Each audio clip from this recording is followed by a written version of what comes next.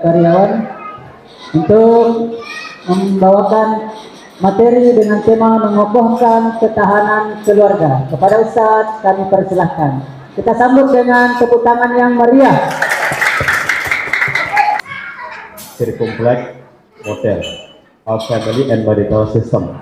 Nah, sirkumflex model ini dia membuat satu studi tentang hal apakah yang bisa membangun keharmonisan keluarga, dan kemudian dari situ dia mendapatkan ada 3 poin, 3 hal penting yang menurut studinya dia menjadi penunjang ketahanan keluarga, keharmonisan keluarga. Nomor 1 dia sebagai kohesi. Nomor 2-nya adalah flexibility, dan nomor 3-nya adalah communication. Nah, 3 penunjang yang 3-tiganya ini berdiri di atas basic keseimbangan. Jadi cohesion, flexibility, dan communication, 3-tiganya berada pada basisnya itu adalah keseimbangan, dan itu unik. Menurut saya teori ini unik gitu. Pertama begini, teman-teman sekalian pahami urutannya nih ya, nomor 1, nomor 2, nomor 3 nih. Jadi kalau selama ini orang mungkin mengatakan bahwa komunikasi itu penting banget. Iya memang penting, tapi ternyata bukan nomor 1 gitu ya. Jadi penting memang komunikasi itu, tapi bukan nomor 1. Menurut beliau nomor 1-nya adalah cohesion. Nah, apa itu kohesi? Kohesi atau cohesion ini beliau sebut sebagai emotional closeness, kelekatan emosional antara suami dan istri. Jadi hal yang sangat penting untuk membangun keharmonisan keluarga itu adalah apabila suami dan istri itu memiliki suasana kehangatan emosional, emotional closeness, yang itu diistilahkan oleh beliau sebagai kohesi. Dan kalau kita dalam perspektif agama Islam, maka kita menjumpai ungkapan Quran yang menggambarkan ini adalah libas, hunna libasul lakum wa antum libasul lahun. Jadi suasana kelekatan, kohesi itu adalah satu suasana kelekatan antara suami dan istri. Mereka merasakan hangat secara emosional, lekat secara emosional, yang menyebabkan mereka nanti mudah untuk melakukan komunikasi itu. Jadi cohesion itu adalah fondasinya. Nah, menariknya kohesi ini, kata beliau, kohesi itu dibangun dari keseimbangan dari 2 hal. Nah, tadi saya katakan 3-tiganya itu basicnya adalah keseimbangan. Sekarang kita bicarakan dulu cohesion. Kohesi itu, kata dia, harus dibangun dari 2 sisi. Sisi pertamanya adalah togetherness.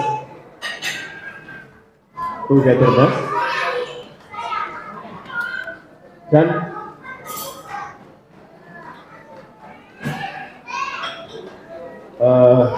jadi kohesi itu dibangun dengan satu proses yang namanya kebersamaan, ya. Bagaimana suami dan istri itu bisa, kalau bahasa gampangnya, bareng-bareng. Togetherness itu ngumpul bersama-sama gitu.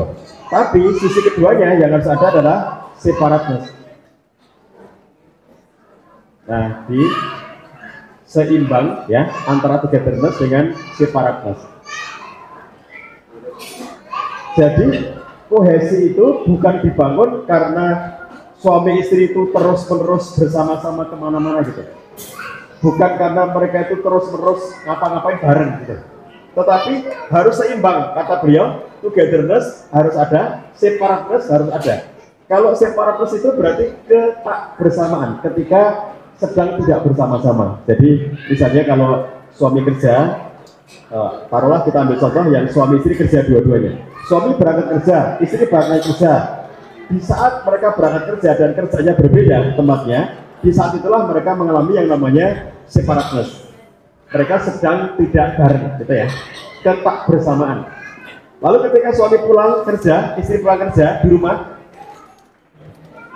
mereka ketemu di rumah itu, maka itu yang namanya togetherness. Jadi ketika mereka bertemu, suami istri kumpul di rumah, malam hari sampai pagi lagi, itu namanya mereka sedang berada dalam togetherness. Kalau mereka sedang berpisah, maka itu namanya separateness. Jadi ini untuk menggambarkan kepada kita, jangan kita membayangkan bahwa kita akan harmonis itu kalau kemana-mana bersama terus gitu ya. Jangan membayangkan bahwa suami istri akan harmonis apabila kita ngapa-ngapain berdua. Nah, bukan seperti itu. Tapi justru harus seimbang. Ada saatnya kebersamaan kita bangun, ada saatnya separateness itu kita jaga. Jadi orang yang tidak seimbang antara keduanya itu, misalnya orang yang kebanyakan togetherness. Kalau kebanyakan togetherness ini, maka yang akan muncul peluangnya itu adalah kejenuhan, kemudian kebosanan. Tuh, jadi cepat bosan gitu ya. Kebosanan, kejenuhan itu muncul akibat tidak seimbangnya antara togetherness dengan separateness. Jadi kalau orang yang misalnya contoh suami istri yang kerjanya di tempat yang sama, misalnya dua-duanya bekerja di satu instansinya sama, bagiannya sama, ruangannya sama, jadi dia berangkat kerja itu suami istri berdua, misalnya naik motor atau naik mobil berdua sampai tempat kerja berdua, sampai di tempat kantor itu mereka masuk ruangannya sama, berdua lagi di situ, lalu nanti istirahat makan siang berdua, lalu sholat duanya berdua, lalu nanti sampai pulangnya juga berdua lagi, di rumah berdua lagi gitu, tidurnya malam berdua, terus besok bangun berdua. Jadi orang yang kayak gitu itu namanya lo lagi gitu. Jadi tiap bangun lihat dia gitu ya, tiap hari lihat dia gitu. Itu yang namanya kebanyakan togetherness. Kebanyakan togetherness itu berpeluang menimbulkan kejenuhan dan kebosanan gitu. Makanya untuk menghasilkan cohesion, bukan karena kita ini bareng-bareng terus kemana-mana, bukan begitu, tapi karena kita bisa menjaga keseimbangan. Ada saat di mana kita bersama-sama, ada saat di mana kita tidak bersama, ketak bersama, separateness. Nah, orang yang kebanyakan separateness, misalnya contoh mereka-mereka yang sedang menjalani LDR atau LDN, long distance relationship atau long distance marriage, suaminya sedang kerja di Jepang, kuliah di sana, istrinya di Makassar gitu ya, dan kemudian ternyata mereka berpisah dalam waktu yang lama. Orang yang kebanyakan separateness, kurang togetherness, itu yang berpeluang muncul adalah kekeringan cinta itu di sini nih, kegersangan cinta, kekeringan atau kegersangan. Itu kalau tidak pernah bertemu atau tidak seimbang waktu antara bertemu dengan berpisahnya. Maka di sini kesadaran untuk menyeimbangkan itu. Makanya kalau teman-teman yang tipe kerjanya bareng suami istri itu ya, suami istri yang di rumah berdua, membangun usaha berdua, melakukan kegiatan semuanya berdua gitu, itu harus sadar bahwa kayak gitu itu berpeluang memunculkan kebanyakan togetherness dan kurang separateness. Maka harus menciptakan suasana separateness secara sengaja supaya tidak terjebak di dalam kebanyakan togetherness itu. Sedangkan bagi mereka yang kebanyakan separateness itu harus berjuang agar bisa punya waktu kebersamaan. Saya beberapa hari yang lalu ya baru pulang dari Jepang, dan di sana saya ketemu dengan warga Indonesia yang sudah di sana 25 tahun, 30 tahun ya. Istrinya di Indonesia, suaminya di sana. Jadi kamu sudah berapa lama pisah dari istrimu? 25 tahun. Terus kamu sampai di sini mau berapa lama lagi? Ya saya nggak tahu Pak. Kenapa tidak tahu? Ya saya masih bekerja di sini gitu, sementara saya belum bisa pulang ke Indonesia. Lah kenapa tidak istrimu saja yang kamu bawa ke sini? Lah istri saya membersamai anak-anaknya di Indonesia segala macam bla bla bla.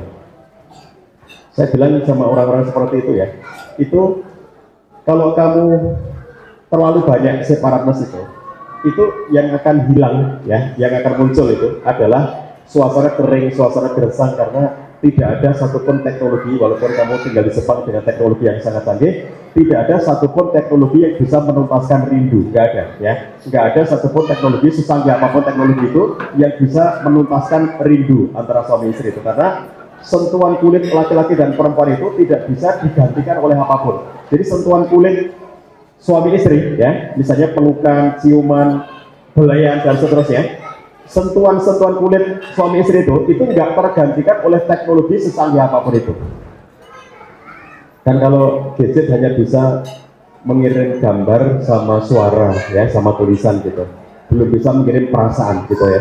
Jadi ketika misalnya kita itu lagi kangen sama istri, kangen sama suami, terus video call gitu, itu yang tertransfer hanya suaranya, wajahnya, video gambarnya itu ya, sama kelihatan orang-orang di sana gitu. Tetapi itu tidak bisa mentransfer rasa. Jadi ketika suami di Jepang, istri di Makassar tadi, lalu suaminya memvideo call istrinya terus dipeluk gitu, kok keras banget tubuhmu karena tablet atau handphone ya, terus dielus-elus kok wajahmu rata kayak begini. Nah itu karena handphone sampai hari ini belum bisa mentransfer rasa ya. Oleh karena itu tidak ada teknologi secanggih apapun yang bisa menuntaskan kerinduan. Maka ini disadari bahwa cohesion bukan muncul dari kebersamaan terus-menerus, sebagaimana tidak muncul dari ketakbersamaan terus-menerus. Ini harus seimbang. Keseimbangan yang unik antara tugas dengan separatus. Itu nomor satu. Kemudian nomor duanya tadi, keharmonisan keluarga itu kata Profesor Olson akan ditopang oleh yang namanya flexibility. Nah, flexibility itu juga merupakan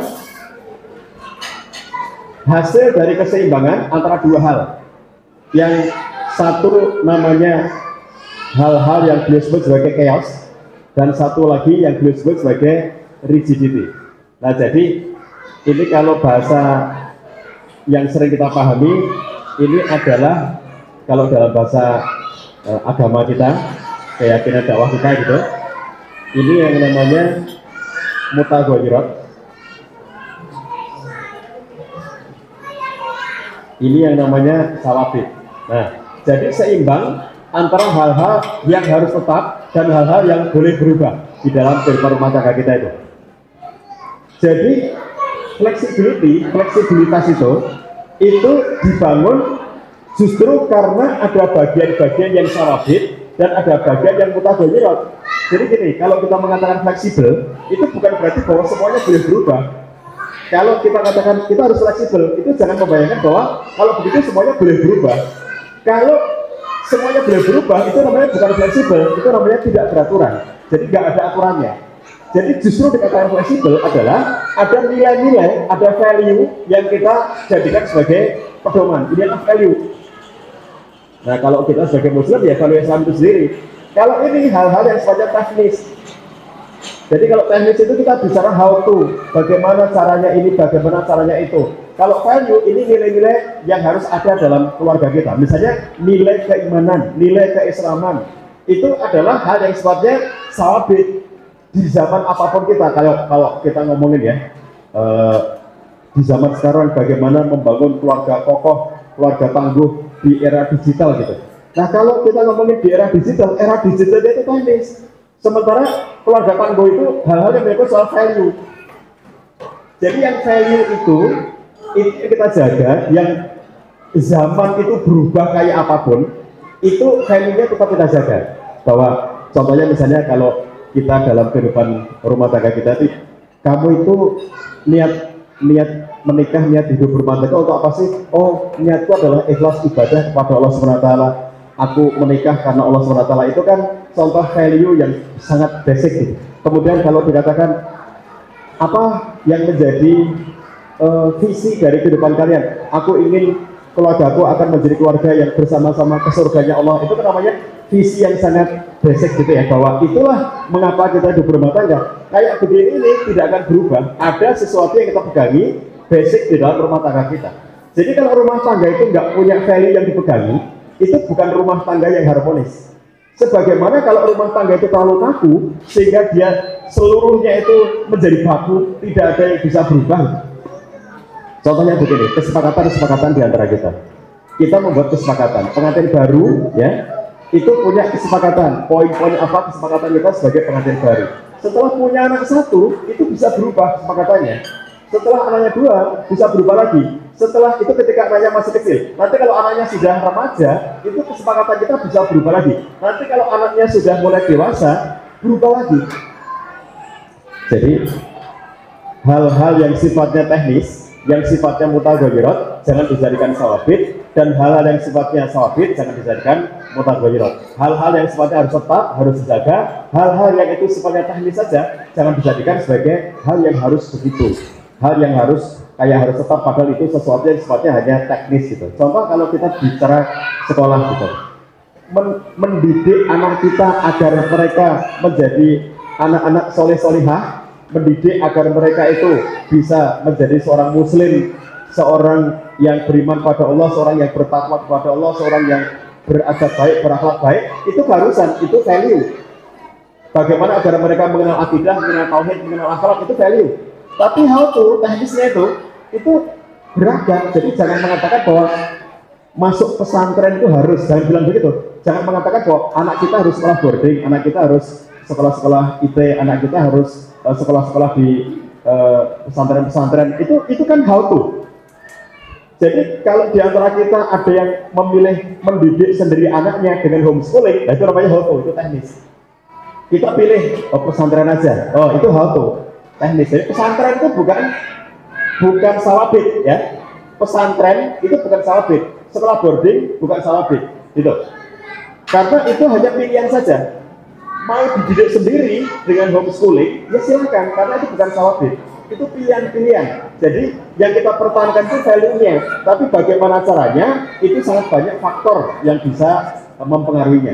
Anak kita misalnya, anak di antara teman-teman ini ada yang putra putrinya tiga ini itu tidak selalu sama. Yang satu di pesantren, yang satunya di full day school, yang satunya homeschooling. Sangat mungkin karena karakter dari tiga anak berbeda-beda, tapi value-nya sama meskipun teknisnya berbeda-beda. Nah ini hal kedua yang bisa membangun keharmonisan keluarga menurut beliau adalah kalau keluarga itu punya sisi fleksibilitas, tapi jangan dipahami fleksibel artinya boleh berubah semuanya, enggak juga.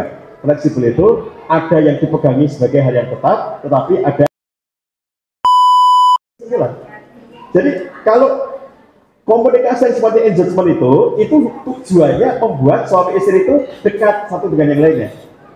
Nah inilah yang kalau dicontohkan oleh Nabi Sallallahu Alaihi Wasallam, misalnya bagaimana beliau itu berkomunikasi dengan istrinya itu dalam momen-momen yang nyaman. Contohnya kalau Nabi itu punya quality time dengan para istri itu adalah Ba'da Isya. Ba'da Isya itu beliau ngobrol dengan para istri, terus kemudian setelah itu kadang-kadang makan malam bersama, kadang-kadang tidak. Terus kalau setelah selesai ngobrol-ngobrolnya dengan istri, beliau masuk ke rumah salah satu istri yang jatah bermalam beliau pada malam hari itu. Lalu kemudian beliau ngobrol dulu dengan istri yang kesempatan itu, yang ada jatahnya itu. Terus kemudian nanti beliau baru tidur. Jadi ada peristiwa ngobrol sebelum tidur gitu. Jadi komunikasi yang sifatnya untuk membangun kelekatan itu, teman-teman sekalian, itu adalah komunikasi harian, ya. Komunikasi harian. Jadi sebagian besar obrolan kita itu, komunikasi harian kita itu, kita bangun dalam rangka mendekatkan antara suami dan istri. Itu yang saya sebut sebagai komunikasi harian. Jadi jangan mikir temanya apa. Hati-hati, pagi itu tema komunikasi kita apa ya? Itu nggak usah ngobrol begitu, ya nggak usah menentukan tema seperti itu. Karena komunikasi harian kita itu adalah untuk engagement. Temanya hari ini tentang mendidik anak dalam Islam. Oke. Nanti Abi nyampaikan dulu pengantar 15 menit, setelah itu Umi boleh bertanya, nanti Abi buka 2 sesi pertanyaan dari Umi gitu.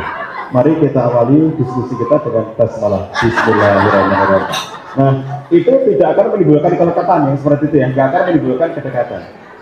Jadi kalau yang komunikasi harian itu tidak perlu ada tema, tidak perlu ada kesimpulan gitu, karena itu sifatnya adalah untuk mendekatkan. Nah yang seperti ini itu bisa dilakukan kapanpun sepanjang suami istri itu punya kesempatan lakukan kapanpun, termasuk kalau Nabi SAW itu menjelang tidur itu. Sedangkan yang sifatnya open sourcing, kenapa dikatakan open sourcing? Karena aku punya pendapat, kamu punya pendapat. Terus kemudian kita bisa levelnya itu mengadu argumen kita. Kita siap berbeda pendapat sini. Aku terbuka untuk berubah bahwa aku punya pendapat begini dan ternyata aku menerima pendapat kamu dan akhirnya pendapatku jadi berubah gitu. Sehingga di sini kita sadar bahwa dalam ruangan yang terbatas ini, karena ini bukan harian, dalam ruangan yang terbatas ini kita nanti bisa jadi akan mengadu argumen-argumen kita. Contohnya apa? Anak kita sekarang kelas 6 SD, lalu tahun depan masuk SMP. Pertanyaannya di rumah itu adalah, anak kita nanti akan masuk SMP mana? Atau kita akan dididik dengan cara apa? Apakah masuk SMP boarding school, full day school, pesantren, atau homeschooling? di antara pilihan-pilihan itu. Kayak begitu tidak bisa menggunakan pola pendekatan engagement, ya, karena harus ada keputusannya. Kalau polanya engagement itu nanti nggak bisa memutuskan, nggak ada keputusan apa-apa. Polanya harus open switching, sehingga dalam open switching itu kita akan mengatakan pada masing-masing dari suami dan istri itu akan mengatakan seperti ini. Apa opsimu? Menurut kamu anak kita sekolahnya di mana? Menurut kamu apa opsinya? Sehingga suami berpendapat, istri berpendapat. Nah, dalam situasi suami berpendapat, istri berpendapat itu bisa jadi mereka berbeda pendapat. Dan ketika mereka berbeda pendapat, mereka tahu mereka sedang berada di wilayah ini, bukan di wilayah ini. Kalau tidak mengerti beda keduanya, lalu orang-orang itu, pasangan-pasangan suami istri yang tidak datang ke ruangan ini, yang di luar sana itu, mereka akan merasa capek untuk berkomunikasi. Aku sebel banget ngomong sama istriku itu karena nggak pernah paham. Aku sebel banget ngomong sama suamiku itu karena tidak pernah nyambung. Itu karena mereka tidak bisa membedakan mana yang ini, mana yang ini. Kalau yang ini itu nyambung nggak nyambung ya nggak apa-apa, tidak boleh nyambung yang di sini. Mau tidak ada kesimpulan apa-apa. Suami pulang sampai di rumah cerita sama istrinya, aku tadi ikut periksa golongan darah, ternyata golongan darahku B katanya. Kata istrinya, besok belajar yang rajin bang, biar A katanya. Nah, itu nggak nyambung, tapi nggak apa-apa kayak begitu, karena tidak mengambil keputusan apa-apa. Jadi kalau yang open switching itu kayak anak kita sekolah di mana, itu harus ada keputusan. Kalau tidak ada keputusan, gara-gara kata ibunya kita homeschooling saja, anak kita didik sendiri. Terus kata ayahnya pesantren saja, karena pengalaman ayah dulu di pesantren itu bagus itu. Nah kalau kemudian masing-masing itu bersikukuh, satunya harus pesantren, satunya homeschooling dan tidak ada keputusan apa-apa, anaknya jadi korban. Nah tahun ini kamu belum sekolah ya, karena bapak ibu belum sepakat kamu mau sekolah di mana, jadi nanti kamu tunggu sekolahnya kapan sampai bapak ibu bisa sepakat. Nah kan korbannya anaknya gitu. Makanya ruangan di sini dengan ruangan di sini itu berbeda, dan kita sadar kalau sedang memasuki ruangan ini itu kita akan ngomong serius. Makanya kalau teori-teori komunikasi, Bapak Ibu punya teori-teori, misalnya contohnya nih, teori yang namanya komunikasi efektif, ini misalnya ya. Kemudian komunikasi asertif, misalnya gitu. Ini contoh-contoh teori-teori dalam komunikasi. Efektif itu apa? Efektif itu kalau komunikasi gini, saya bicara, ini saya ngomong sama Puan Irwan, saya tanya, dia paham. Puan Irwan, barongko itu apa gitu? Terus dia jawab, barongko itu gini-gini Pak Cah gitu. Terus, oh berarti paham, bisa jawab. Terus, sekarang ada apa tidak? Oh nggak ada Pak Cah, loh berarti paham. Aku nanya, dia jawab dan jawabnya benar gitu ya. Itu namanya efektif. Kalau itu untuk open switching, untuk mengambil keputusan, itu harus efektif, ya. Ini harus efektif di sini. Tapi kalau kita untuk engagement, jangan menuntut efektif. Umi tadi dari mana? Ya setelah upah, terus tadi aku mampir belanja ke supermarket sebelah. Aku tadi mau beli gula, tapi ternyata harga-harga gula naik. Ternyata bukan gula doang yang naik, beras juga naik, telur juga naik. Udah gitu pelayan toko itu jutek banget. Tadi aku nggak suka banget sama pelayannya itu karena keras banget bapaknya. Ternyata itu orang sebelah itu lebih, yang orang kampung sebelah itu ibunya sering ke rumah kita. Jadi ternyata anaknya kerja di situ. Kata suaminya, aku tadi nanya kamu dari mana gitu kok cerita harga sembako mahal, cerita di mahal, cerita pelayan yang juta. Umi itu kalau ngomong tidak pernah efektif. Nah itu tidak boleh dituntut ketika kita berada di ruangan ini, ya. Kalau kita lagi ngobrolin soal-soal yang untuk sifatnya pendekatan, jangan menuntut efektif, jangan menuntut asertif. Kita baru efektif, baru asertif kalau di sini. Ini nggak apa-apa, nggak efektif. Kan efektif itu gini, aku bertanya kamu jawab. Tapi dari mana? Dari kantor. Dari kantor tadi, gimana kabar kantor tadi? Baik. Sekarang habis capek enggak? Biasalah. Mau teh apa enggak? Boleh. Panas apa dingin? Panas saja. Manis apa enggak? Sedang aja. Efektif kan itu? Ditanya, jawab, tanya, jawab. Tapi coba kalau seandainya ayah-ayah, para suami, ditanya jawabannya selalu begitu, mesti kesel banget istrinya. Masa jawabannya pendek-pendek terus begitu? Ditanya satu, jawab satu. Tanya satu, jawab satu. Itu efektif, ya. Tapi efektif itu di sini harus yang menerapkannya. Jadi kalau di sini jangan pikir efektif. Jadi kalau kita lagi ngobrol yang sifatnya untuk pendekatan itu, yang untuk mendekatkan itu jangan berpikir efektif atau asertif. Kalau asertif itu kan khususnya makan apa tuh? Oh ini aja ini. Ini apa khususnya? Apa ini? Risoles. Khususnya masa risoles. Dikasihkan uang Irwan. Uang enak enggak? Asertif itu adalah berani ngomong apa adanya. Itu asertif. Kalau ini enak, dia bilang enak. Kalau enggak enak, dia bilang enggak enak. Gitu. Nah, ketika khususnya masak capek-capek kan, terus karena Pak Irwan itu barusan mengikuti pelatihan komunikasi asertif, harus berani ngomong apa adanya. Oh, enggak enak ini. Enak buatannya tetangga sebelah yang janda itu gitu. Nah, khususnya kan kamu bandingin aku gitu lah. Itu kan sesuatu yang tidak pada tempatnya kalau konteksnya itu adalah komunikasi yang untuk membangun engagement. Itu nggak perlu asertif, nggak apa-apa, nggak efektif, nggak apa-apa. Oh enak buahmu kalau yang masak kamu gitu ya. Itu nggak apa-apa meskipun nggak enak. Tapi kalau di sini, kenapa mengambil keputusan soal risoles? Karena Bu Susi jualan snack, ya, Bu Susi jualan makanan. Terus ini varian baru, produk makanan varian baru. Ketika membuat varian baru harus diuji enak apa tidak. Lalu ketika kemudian karena tidak ingin menyakiti hati istri, Bang Irwan mengatakan, oh enak banget, aku belum pernah makan risol seenak ini. Itu semuanya karena engkau yang membuatnya. Nah ternyata nggak enak, pasti nggak laku. Jadi oleh karena itu, kapan menempatkan ini semuanya? Karena ada batasnya. Kalau mau efektif, mau asertif, kalau lagi di ruangan ini. Efektif, asertif. Kalau di ruangan ini jangan menuntut macam-macam. Udah kamu ngomong apa aja, boleh. Nggak ada kesimpulannya, boleh. Ngomong berlama-lama, boleh. Karena memang tujuannya bukan untuk ambil keputusan. Nah itulah kadang-kadang di ruang-ruang rumah kita itu ada yang orang warga itu coraknya ada yang komunikasi itu engagement terus itu gimana agar yang penting suamiku nggak marah, yang penting suamiku bisa diajak ngobrol itu aja aku sudah bersyukur gitu. Yang penting istriku nggak ngamuk kalau aku ajak ngomong gitu. Kalau seperti itu dia memikirkan yang penting kita nyaman gitu, maka tidak pernah rumah tangga itu bisa mengambil keputusan berkualitas. Kalau kita menjaga di sini terus ranah komunikasi kita, maka rumah tangga kita kehilangan kemampuan mengambil keputusan yang berkualitas. Tapi kalau kita di sini terus, ini suara orang yang terlalu serius hidupnya. Mungkin terapianya terlalu lama ya buat Irwan. Jadi serius banget hidupnya gitu ya. Karena yang dipikirkan foto yang umah gitu, terus akhirnya dia menjadi orang yang serius terus hidupnya. Jadi ketemu istri serius, ketemu suami serius gitu. Sehingga akhirnya kalau ngobrol itu harus serius, kalau ngobrol serius gitu. Nah begitu mereka ngobrol selalu berorientasi mengambil keputusan sesuatu, maka rumah tangga mereka menjadi kering, tidak ada nyaman-nyamannya dalam komunikasi. Setiap kali ngobrol pasti nanti harus serius. Kalau komunikasi pasti nanti harus mengambil keputusan. Nah itu akhirnya orang juga males kalau tipenya tidak seperti ini. Nah ini keseimbangan antara kedua-duanya. Nah teman-teman sekalian, kembali kepada aspek yang pertama ini tadi, bahwa teori sirkular model ini ya dibangun dari 3 kaki: kohesi, flexibility, dan komunikasi.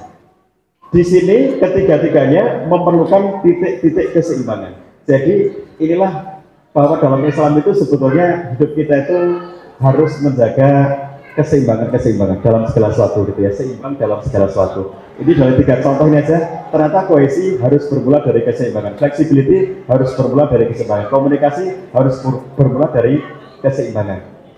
Ini yang kalau kita bawa di dalam kehidupan sehari-hari kita, maka cara kita mengaplikasikannya gini, teman-teman sekalian. Anda tidak akan bisa membangun komunikasi yang nyaman dengan pasangan itu apabila tidak diawali dengan membangun kohesi yang kuat antara suami dan istri. Jadi persoalan komunikasi itu nggak bisa dilihat semata-mata dari dia tidak ngerti cara berkomunikasi, nggak semata-mata begitu. Dia tidak tahu teori-teori berkomunikasi, bukan soal seperti itu ya. Jadi di antara klien kami di ruang konseling itu seorang dokter, perempuan ini dokter, suaminya juga dokter, sama bedanya yang perempuan ini dokter di bidang akademik sehingga dia dosen dan riset gitu pekerjaannya. Sementara suaminya itu S3 juga, tapi dia pakai ilmunya untuk bisnis. Dua-duanya pasangan suami istri pintar dua-duanya, dokter dua-duanya, tapi gagal berkomunikasi karena mereka itu melihat komunikasi itu hanya sebatas kebutuhan mereka sebagai pasangan suami istri. Maksudnya kewajiban sebagai suami istri berkomunikasi gitu. Sehingga ketika dia merasa tidak nyaman berkomunikasi, itu memilih untuk menghindar. Sehingga itu akhirnya berdampak panjang karena setiap suaminya itu mendekat ke istrinya. Ini malam minggu, istriku mestinya tidak banyak pekerjaan. Terus kemudian dia datang ke kamar kerja istrinya malam minggu itu ya. Ternyata baru masuk kamar kerjanya, istrinya langsung ngomong, "Don't touch me, jangan sentuh aku, jangan sentuh aku." Dan ketika itu peristiwa berulang-ulang, suami itu merasa tertolak oleh istrinya itu, bahwa hak dia sebagai suami untuk bersenang-senang dengan istrinya. Aku sudah istilahnya menahan diri untuk tidak mengganggu dia pada hari kerja. Sampai malamnya pun tidak aku ganggu karena itu mungkin dia punya lemburan. Ini malam minggu loh, masa lembur juga? Masa dia lebih mementingkan kampusnya daripada aku gitu? Mulai muncullah perasaan gak nyamannya sang suami itu. Jadi meskipun ketemu dokter menikah gitu, belum tentu mereka pandai berkomunikasi. Jadi oleh karena itu persoalan komunikasi tidak semata-mata aspek teknis, tetapi juga bagaimana mereka membangun dulu sisi-sisi kohesi seperti ini. Nah, kohesi ini dibangun dari tadi bagaimana togetherness dengan separateness itu muncul. Nah, saya memberikan satu poin tambahan soal togetherness itu ada yang menarik dari bagaimana kita membangun saat sedang bersama ini ya. Nah, togetherness ini itu diantaranya adalah diwarnai atau harus diisi dengan adanya suasana ketergantungan satu dengan yang lainnya. Ini, jadi togetherness ini kan satu sisi menunjukkan di sini ada ketergantungan gitu ya. Sedangkan separateness ini itu kan menunjukkan kemandirian. Coba ini pahami teman-teman ya. Jadi dalam hidup berumah tangga itu ada sisi-sisi di mana kita itu mandiri, tapi ada sisi-sisi di mana kita itu tergantung dengan pasangan kita. Seorang istri yang mengatakan pada suami bahwa aku bisa melakukan semuanya sendiri, aku bisa ngurus anak sendiri, bisa didik anak sendiri, bisa masak sendiri, bisa nyari uang sendiri, bisa ngurus rumah sendiri, bisa cuci baju sendiri dan seterusnya. Itu betul secara teknis, betul dia bisa melakukannya. Tapi kalau itu dia katakan pada suaminya, maka suaminya akan kehilangan peran. Lalu aku ngapain kalau gitu? Terus apa peranku kalau gitu? Kalau memang sudah kamu bisa lakukan semuanya, terus aku ngapain? Apa yang bisa aku lakukan untukmu? Nggak ada. Sebagaimana seorang suami yang karena dia merasa mandiri, aku bisa kok didik anak sendiri, bisa kok cari uang sendiri, bisa ngurus rumah sendiri, bisa masak sendiri, bisa semuanya sendiri. Nah kalau seperti itu namanya bukan suami istri ya. Jadi suami istri itu karena ada sisi ketergantungan, itulah yang masuk dalam bagian togetherness. Ada sisi ketergantungan. Ada ruang yang disediakan oleh suami untuk tergantung kepada istrinya, dan ada ruang yang disediakan oleh istri untuk tergantung kepada suaminya. Tanpa itu kita kehilangan makna togetherness. Jadi kalau sesekali waktu ya ibu suaminya tiba-tiba ngerajuk minta dibuatkan teh, itu sesekali waktu apa tiap waktu? Sesekali. Nah kalau sesekali waktu suaminya minta dibuatkan ini itu gitu, penuhi saja, jangan mengatakan manja banget, jangan bilang begitu. Kalau suaminya sesekali waktu mengeluh sakit ini sakit itu gitu, itu jangan diajak laki-laki sakit gitu aja mengeluh. Ngerti nggak waktu aku melahirkan sakitnya kayak apa? Ya jangan diomongin kayak begitu ya. Saya kemarin ketemu dengan seorang laki-laki yang saya pas di rumah sakit di Jogja, kemudian ada seorang pasien laki-laki yang saya melihat dia sudah berat sakitnya gitu. Saya tanya, sendirian Pak? Iya sendirian. Kok nggak ditemani keluarga? Padahal itu mau operasi loh. Dia itu operasi itu berangkat dari rumahnya, bukan di Jogja, luar Jogja. Dari rumah dia berangkat sendiri untuk ke rumah sakit karena di Jogja grade-nya lebih tinggi daripada kotanya dia. Lalu akhirnya dia ke Jogja itu sendiri, datang sendiri, proses sendiri, dan diputuskan bahwa besok bapak ini harus operasi. Dia tahu bahwa keputusannya pasti akan operasi, tapi dia nggak ngomong sama istrinya. Jadi ketika dia berangkat, itu nggak ngomong kalau dia sedang ke rumah sakit itu. Saya tanya, Pak, kenapa tidak ngomong sama istrinya? Lah kalau aku nanti ngomong cuma diajak Pak.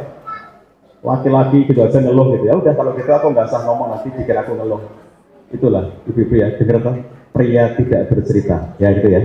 Makanya ketika dia sakit gitu aja, dan akhirnya ngerti-ngerti mati gitu aja, dan ketika mati nggak cerita juga dia kalau sudah mati gitu ya. Nah jadi ada laki-laki yang bertipe seperti itu, akhirnya dia ya kalau aku bilang sakit ini sakit itu malah nanti cuma diomongin sama dia, ya kamu itu manja, sakit kayak gitu aja ngeluh gitu. Aku itu dari dulu merasakan sakit itu nggak pernah ngeluh. Nah itu yang akhirnya kemudian kalau kita lihat, dia sang suami itu sedang ingin memberikan sisi ketergantungannya kepada istri, tapi istri menolaknya gitu. Jadi kalau ada seorang suami yang menampakkan sisi-sisi ngerajuknya, atau seorang istri yang tolong dong aku dibuatin teh ini, aku dibuatin itu gitu ya, aku dibeliin ini beliin itu gitu, aku dibelikan emas, berlian, rumah mewah sama mobil Alphard 3 gitu ya. Ingin merajuk-merajuk itu kan ingin menunjukkan sisi ketergantungan para antum gitu loh. Oh ya nih, insya Allah nanti kalau aku sudah jadi menteri, nanti insya Allah aku belikan itu semuanya gitu ya. Kalau aku jadi Kapolri itu lebih mudah lagi nih, apalagi kalau aku jadi Panglima TNI, insya Allah itu lebih mudah lagi. Doakan nih ya, mudah-mudahan aku jadi Kapolri, itu saja ya bapak-bapak. Nah begitu 3 hal ini ya teman-teman sekalian.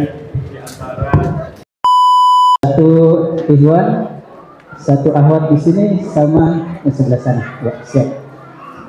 Sini dulu.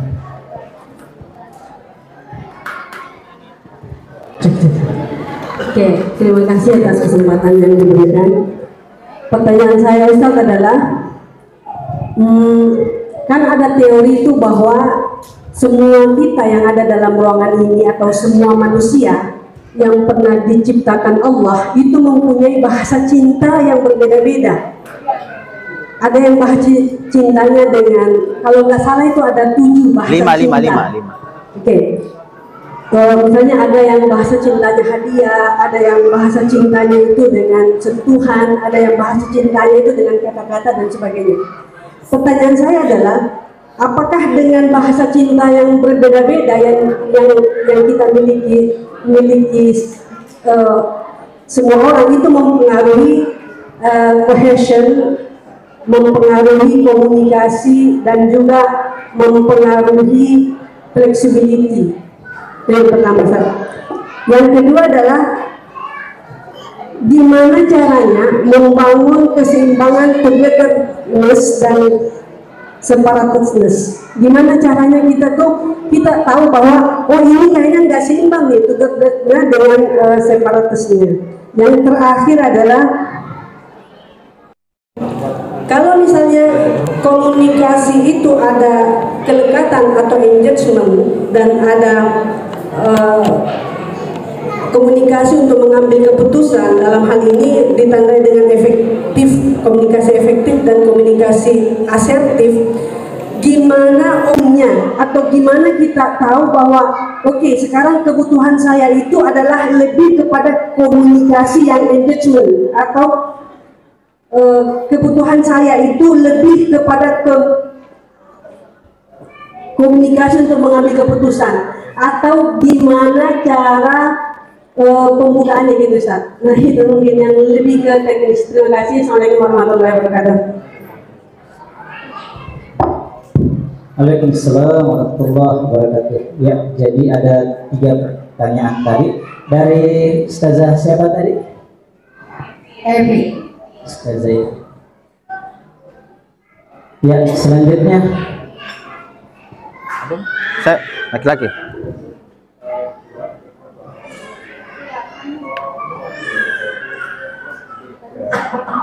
Bismillahirrahmanirrahim. Assalamualaikum warahmatullahi wabarakatuh. Assalamualaikum. Waalaikumsalam. Pertama-tama saya ucapkan terima kasih kepada Ustaz Cahyadita Karyawan karena telah bersedia datang ke sini. Saya sangat menanti-nanti momen ini Pak Ustaz. Pertanyaan saya, bagaimana membangun pilot talk jika suami pergi pagi pulang larut malam? Kejar 1 orang Ustaz. Ya cukup pertanyaan itu saja. Terima kasih. Assalamualaikum warahmatullahi wabarakatuh. Ustazah siapa? Bu Ani Ustaz.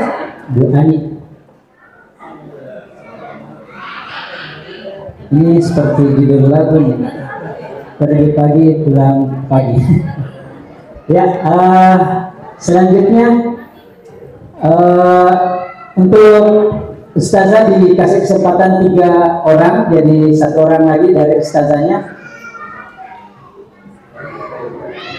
Oh ada, silakan.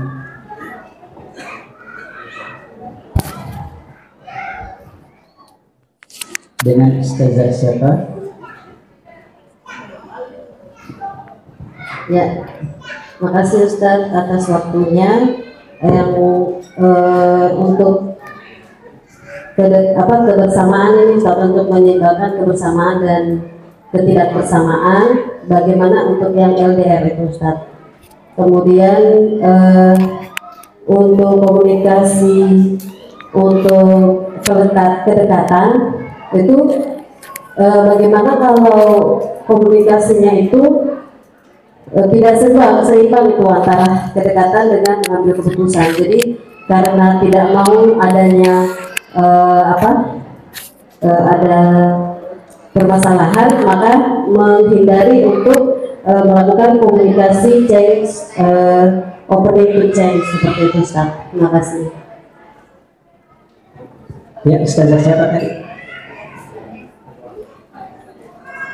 Asrah. Asia. Ya, terakhir Ustaz Wandi. Silakan. Mic-nya di depan. Ustaz Wandi. Titip pertanyaan. Oke, titip pertanyaan. Kita tulis ini di kertas. Bismillahirrahmanirrahim. Assalamualaikum warahmatullahi wabarakatuh.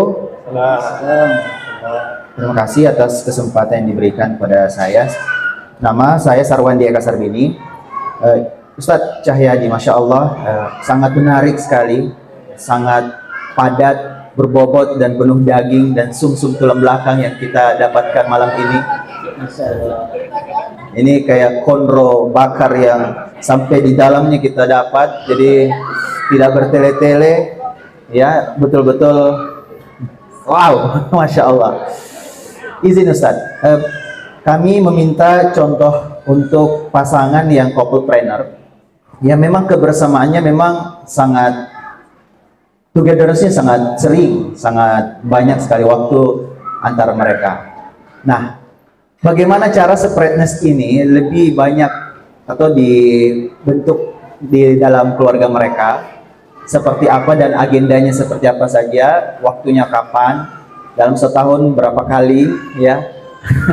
Apalagi kalau mereka mungkin lebaran, biasanya harus ditentukan apakah harus masing-masing pulang ke kampungnya, tidak sama-sama ke kampung mana orang tua mana mertua.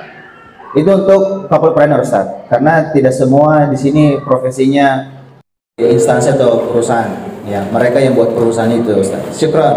Assalamualaikum warahmatullahi wabarakatuh. Wassalamualaikum. Saya dari yang terakhir ini dulu ya, couple-planner ini menarik banget. Saya diingatkan tentang couple Ya. Saya cerita dulu yang pahitnya ya, Sarwandi. Cerita dulu yang pahitnya, nanti baru cerita yang bagusnya. Yang bagusnya yang terakhir aja. Yang pahitnya itu gini, saya punya klien-klien couple-planner yang kondisinya itu dua. Kalau bisnisnya berhasil, ternyata rumah tangganya nggak berhasil. Ya benar. Dan kalau pengen mempertahankan rumah tangga, ternyata bisnisnya jadi nggak berhasil. Nah, itu berita buruk. Sakit. Berita buruknya. Tapi berita baiknya adalah mereka sebetulnya bisa mengatasi itu. Lagi yang tadi ditanyakan Mas Rondi ya, kalau bisa memilahkan ruangan tadi. Jadi ini tadi ya, ada ruangan untuk engagement di sini. Ya. Lalu di sini ada ruangan untuk open sourcing. Jadi ini perusahaan, ruang usaha. Perusahaan kita nih berdua. Terus ini ruang cinta kita, ruang keharmonisan keluarga kita itu di sini. Ruang harmoni keluarga kita. itu dua ruang yang mungkin saja kalau dalam konteks fisik bisa jadi menyatu dalam satu rumah karena kerjanya di rumah yang sama itu. Ya. Tapi pisahin mana ruangan perusahaan, mana ruangan harmoni rumah tangga kita. Jadi mana ruangannya? Itu. Ini ruangan ya sebelumnya ya. Nah itu ini rumah kita nih, ini rumah kita, tempat tinggal kita, suami, istri, anak-anak kita di sini. Di situ, ini masih rumah kita, satu rumah. Di situ, ruang sebelah situ, itu adalah ruang perusahaan kita. Maka kalau kita di sini, tadi jangan menuntut efektif, jangan menuntut di sini asertif gitu-gitu kalau di sini. Tapi begitu kita masuk sebelah situ, kita akan ngomong yang nggak enak karena kalau namanya perusahaan itu target gitu ya. Betul. Kita harus mencapai target ini, harus evaluasi kenapa nggak jalan ini, kenapa nggak jalan itu. Kita harus mengevaluasi semuanya gitu. Itu di situ, bukan di sini. Jadi kalau di situ sempat bertegang-tegang antar pihak karena di situ suami istri terlibat dalam bisnisnya, lalu di situ sampai level kita naik tensi gara-gara nggak tercapai target dan mengevaluasi semuanya gitu ya. Tapi sini selesai, di sini nih nggak ada lagi tuntutan soal itu, nggak ada lagi omongan soal itu. Pilotok yang tadi ditanyakan ibu, pilotok nggak ada omongan itu. Jadi pilotok itu sudah ngomongin hal-hal keseharian kita.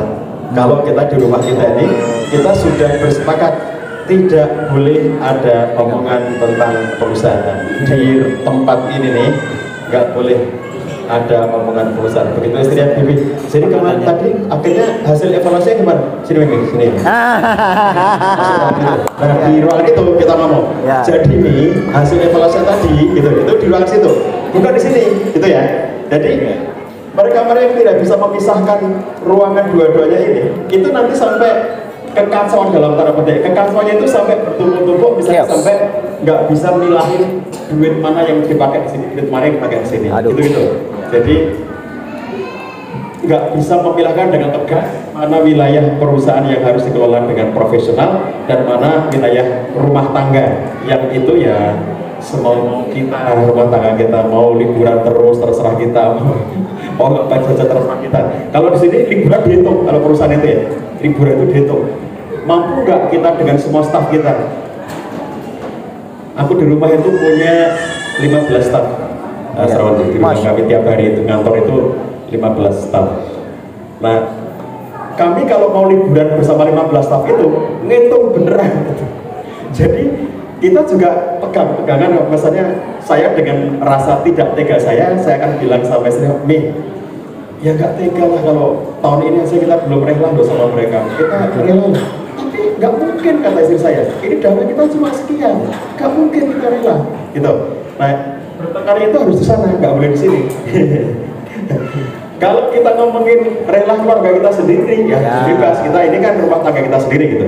Tapi kalau kita ngomongin saya dengan 15 staf di rumah itu ya, itu hitungannya detail banget. Jadi biaya bensin 1 liter berapa itu tercatat semuanya dan kita menjadi sangat detail dengan urusan-urusan. Kalau di sini ya kita menghitung terlalu cepat kayak begitu. Ini kan sesuatu yang kita harus membedakan baik secara psikologisnya, perasaannya, sampai aplikasi teknisnya, sampai manajemennya, sampai kayak gaya komunikasi kita. Nah, sepanjang kita bisa membuat keseimbangan itu, insya Allah sangat banyak contoh couple-planner yang baik-baik saja, hidupnya sukses, usahanya sukses juga, rumah tangganya ya. Mudah-mudahan teman-teman yang membangun usaha bersama itu bisa memilahkan keduanya, insya Allah baik-baik saja kalau mampu memilahkan ini dengan tertib gitu. Ya. Saya juga sedang mendampingi satu couple-planner di sebuah tempat.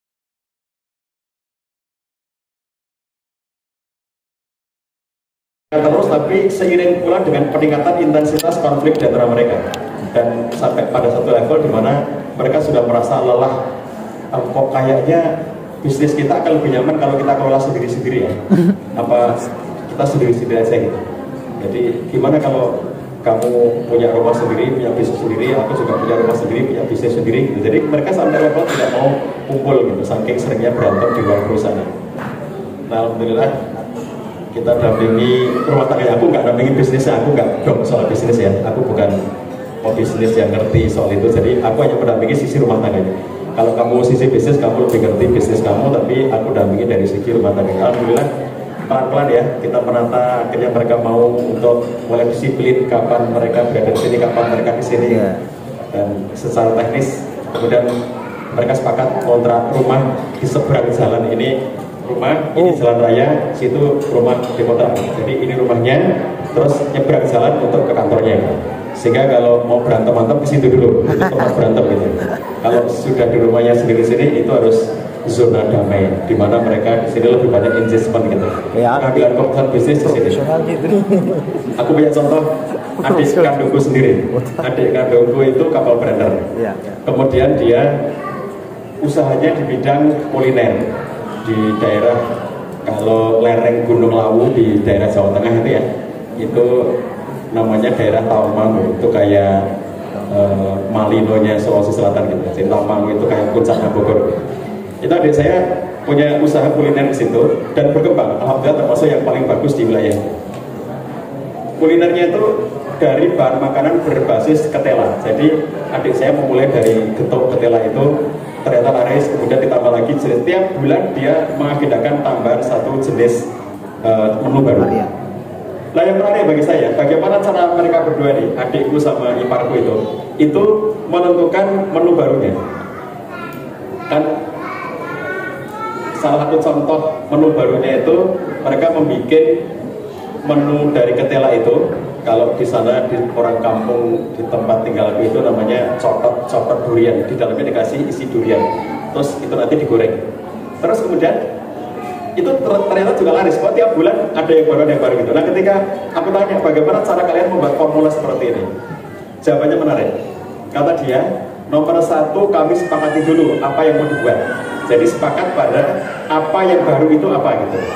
Misalnya contoh tadi, cotot durian, satu makanan dari dibalut oleh ketela yang diparut itu, terus dijadikan kayak kulitnya, kemudian dalamnya itu ada duriannya gitu. Yang itu nanti ujungnya akhirnya adalah digoreng. Ketika tema itu ketemu, lalu kemudian adik saya yang perempuan, adik kandung saya perempuan, itu yang bertugas membuat formula. Dia yang bikin formulanya, ukurannya, besarannya, terus nanti perkiraan harganya, gitu-gitu, komposisinya, gitu-gitu. Terus dia bikin, adik saya perempuan itu. Kemudian tukang penilai tesnya rasanya itu suaminya itu, ipar saya. Nanti dibikin, digoreng, disajikan ke suaminya. Terus suaminya bilang, gak enak, ganti lagi. Terus disajikan lagi, gak enak, ganti lagi. Itu untuk membuat kayak begitu, itu bisa sepekan, 2 pekan, tiap hari adik saya bikin terus-menerus, itu bisa belasan kali. Kata adik saya itu, aku bisa membuat sampai 15 kali, 18 kali, baru suamiku mengatakan, ya ini bisa, yang ini boleh. Setelah 18 kali. Kenapa adik perempuan saya tidak tersinggung ketika dikatakan tidak enak? Karena dia tahu di wilayah ini. Jadi dia harus tahu bahwa ketika suaminya mengatakan masakan nggak enak, itu karena kalau nanti dia lebay, dia merasa di sini, lalu mengatakan, ya Allah ini karena masakan istriku yang sangat cantik, maka ini menjadi sangat enak. Padahal nggak enak, maka nggak akan laku. Jadi dia tahu itu, sehingga ketika suaminya bilang nggak enak sampai 18 kali, itu nothing tulus bagi adik saya. Dia tahu itu konsekuensi bahwa kita sedang berada di ruangan ini, nggak boleh baper-baper. Tapi kalau dia masak harian yang dimasak di sini, ntar kalau suaminya ngomong nggak enak lah, baru bermasalah gitu. Ini kalau di sini gitu ya, karena nggak dijual, cuma dimakan sehari-hari. Oh iya.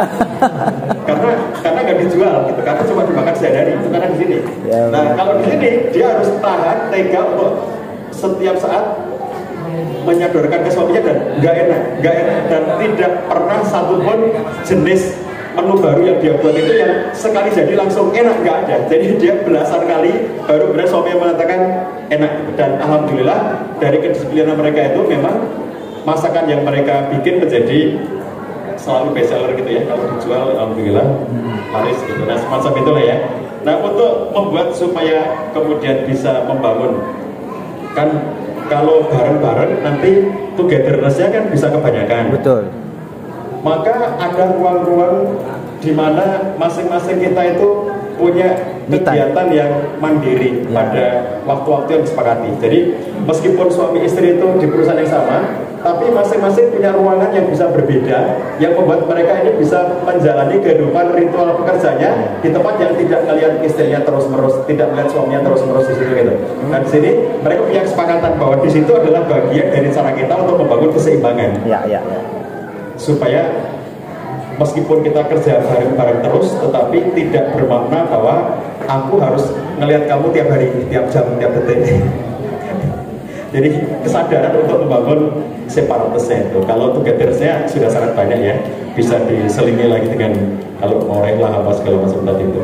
Nah bagi yang LDR, kalau lagi LDR itu membangun togethersnya adalah dengan jalan nomor 1, kita membuat dulu planning tentang LDR kita tuh berjalan berapa lama ya, tidak boleh LDR seumur hidup, nggak boleh. Jadi LDR harus berbatas waktu.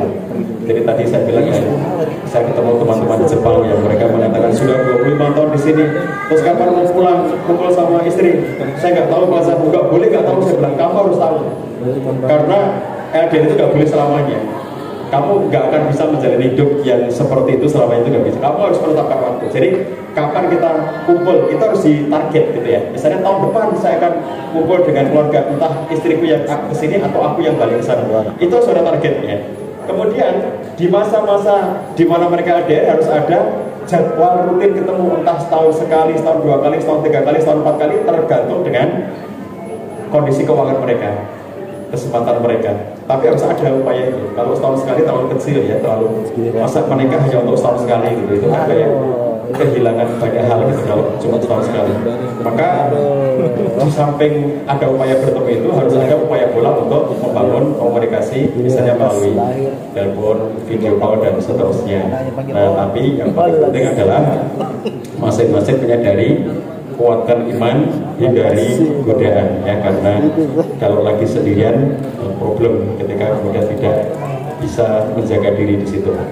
Komunikasi yang tidak seimbang karena cenderung menghindar kalau membahas tentang masalah ya. Ini kita, jadi ini tadi termasuk yang gimana membedakan, ini beberapa pertanyaan tentang komunikasi ya, saya jadikan satu. Bagaimana membedakan ini komunikasi yang coraknya open staging atau yang untuk engagement ya. Ini yang sifatnya engagement di sini, ini yang sifatnya open staging. Jadi kapan membedakan keduanya ini? Kalau untuk yang satu ini, maka tidak usah didefinisikan karena itu komunikasi harian. Tapi untuk yang kedua, yang sini nih, ini yang harus didefinisikan. Contoh didefinisikan itu gimana? Abi, kapan ada waktu yang Abi agak longgar gitu, kita nanti ngobrol-ngobrol yang lebih luas waktunya gitu. Tapi punya waktu kapan? Itu isyarat bahwa istrinya sedang berbagi ngobrol yang akan mengambil keputusan. Oh. Jadi di sini didefinisikan, bukan di sini. Kalau di sini sangat didefinisikan karena di sini harian.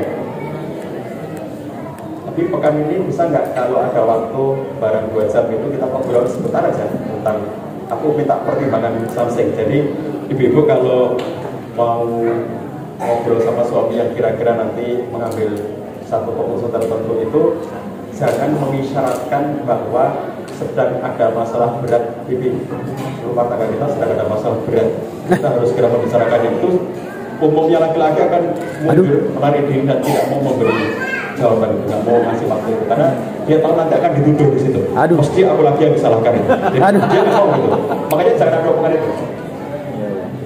Jadi biar beritahu aja suami dengan isyarat kayak tadi, misalnya Abi di pekan ini ada waktu kapan 2 jam, masa aku cuma pengen minta pertimbangan hal sederhana. Bagi Abi ini sederhana tapi bagi ini penting. Aku pengen minta pertimbangan Abi.